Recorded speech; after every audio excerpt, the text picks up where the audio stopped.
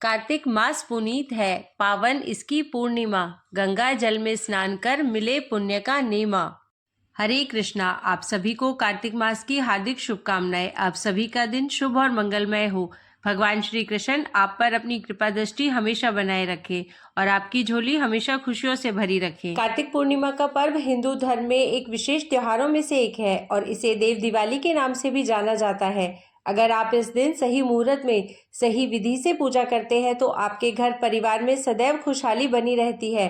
तो चलिए आज आपको बताते हैं इस बार कार्तिक पूर्णिमा कब है, दीपदान करने का शुभ मुहूर्त कब से कब तक है, चंद्रोदय कब होगा, व्रत खोलने का शुभ मुहूर्त क्या रहेगा और यदि आप किसी कारण से देव उठनी एकादशी के दिन तुलसी विवाह नहीं कर पाए हो तो कार्तिक पूर्णिमा के दिन किस शुभ मुहूर्त में तुलसी जी का विवाह करा सकते हैं। शास्त्रों में वर्णन मिलता है कि इसी दिन श्री हरिविष्णु ने प्रलय काल के समय वेदों की रक्षा करने के लिए अपना पहला अवतार, जो कि एक मत्स्य अवतार था, धारण किया था। इसके अलावा भगवान शिव ने भी इसी दिन त्रिपुरासुर नामक राक्षस का वध किया था और भगवान शिव द्वारा त्रिपुरासुर राक्षस के वध किए जाने के कारण देवतागण बहुत प्रसन्न हुए थे। इससे प्रसन्न होकर श्री हरिविष्णु ने महादेव को त्रिपुरारी नाम दिया। कार्तिक पूर्णिमा को देव दिवाली के रूप में भी मनाया जाता है और इस दिन सभी लोगों को अपने घर पर दीपावली की तरह ही दीप जलाने चाहिए और सुबह के समय पवित्र नदी के जल में स्नान करना चाहिए, क्योंकि इस दिन सभी नदियों में देवी देवताओं का वास होता है और ऐसे में अगर पूर्णिमा के दिन इस दिव्य जल से स्नान किया जाता है या जल में डुबकी लगाई जाती है तो सभी तरह के पाप ताप नष्ट हो जाते हैं। इस बार बहुत ही शुभ दिन में पूर्णिमा का व्रत रखा जाएगा। पूर्णिमा तिथि 15 नवंबर शुक्रवार को सुबह 6:20 से शुरू होगी और 16 नवंबर शनिवार को सुबह 2:58 पर समाप्त होगी। उदया तिथि के अनुसार केवल 15 नवंबर शुक्रवार को ही पूर्णिमा है और इसी दिन पूर्णिमा का व्रत और स्नान दान किया जाएगा और इसी दिन सत्यनारायण भगवान की कथा का पाठ भी किया जाएगा। इस दिन मणिकर्णिका का स्नान भी किया जाता है। जब अपने पिता दक्ष प्रजापति के यहाँ अग्नि में देवी सती ने अपने शरीर को भस्म कर दिया था, तब भगवान शिव बहुत ही व्याकुल होकर देवी सती के शरीर को अपनी गोद में उठाए तांडव कर रहे थे और उनके शरीर का एक एक हिस्सा पृथ्वी पर गिर रहा था।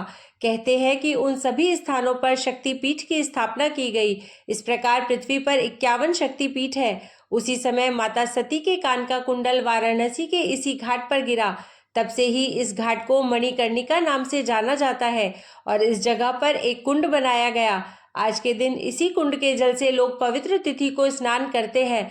इस घाट पर सबसे पहले भगवान विष्णु ने स्नान किया था और ऐसी मान्यता है कि जो भी भक्त सच्चे मन से पूर्ण विश्वास रखकर मणिकर्णिका घाट पर स्नान करते हैं उन्हें मोक्ष की प्राप्ति हो जाती है। 15 नवंबर को सूर्योदय होगा सुबह 6:44 पर, सूर्यास्त शाम 5:38 पर, ब्रह्म मुहूर्त सुबह 5:08 से 5:56 तक रहेगा। अभिजीत मुहूर्त सुबह 11:49 से दोपहर 12:33 तक, अमृतकाल शाम 5:38 से शाम 7:04 तक रहेगा और राहु काल सुबह 10:30 से 12 बजे तक रहेगा। पूजा के शुभ मुहूर्त इस प्रकार है, जिसमें सुबह की पूजा का शुभ मुहूर्त सुबह 5:24 से 6:44 तक, शाम की पूजा का शुभ मुहूर्त रहेगा शाम 5:27 से 6:47 तक, विजय मुहूर्त दोपहर 1:53 से 2:36 तक और गोधूली बेला शाम 5:27 से 5:54 तक रहेगी। गोधूली बेला में आप गौशाला के द्वार पर या गौ माता के आसपास दीप जला सकते हैं। इस दिन चंद्रोदय का समय होगा शाम 5:08 पर। पूर्णिमा का व्रत चंद्रोदय के बाद ही खोला जाता है।